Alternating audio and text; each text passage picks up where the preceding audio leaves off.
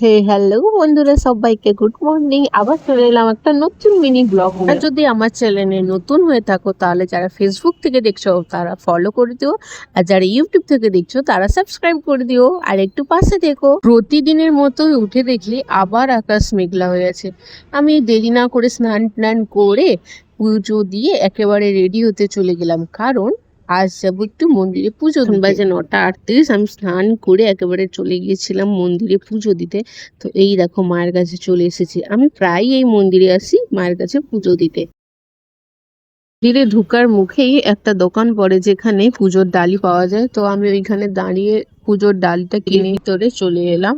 আর একটু দাঁড়িয়েছিলাম কারণ একজন পুজো দিচ্ছিল, তাই আমি একটু দাঁড়িয়েছিলাম। পুজো দেওয়া কমপ্লিট করে চলে গিয়েছিলাম সোজা বাজারে, কারণ দোকানের জন্য কিছু জিনিস কিনা বাকি ছিল।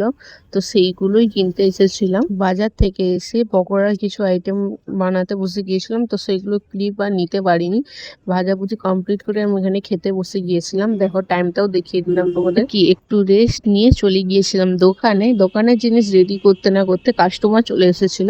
তো কাস্টমারকে ছেড়ে আমি পাঁপড় ভাজছিলাম, কারণ পাঁপড়টা একটা কাস্টমার নেবে, তাই জন্য পাঁপড়টা ভেজে কাস্টমারকে দিয়ে দিলাম। পাঁপড়টা ভাজার পরে কাস্টমারকে দেওয়ার পরে সাজানো কমপ্লিট করলাম। তো এই দেখো দোকানটা আমার সাজানো কমপ্লিট। আর একটু পরেই আবার একটা কাস্টমার চলে এসেছিল, তো তাকেই প্যাক করে দিচ্ছিল। আস্তে আস্তে করে আরো কাস্টমার আসতে লাগলো, তো সেগুলো ক্লিপ আমি নিতে পারি। তো এই ক্লিপটা হচ্ছে রাত 9টার সময়।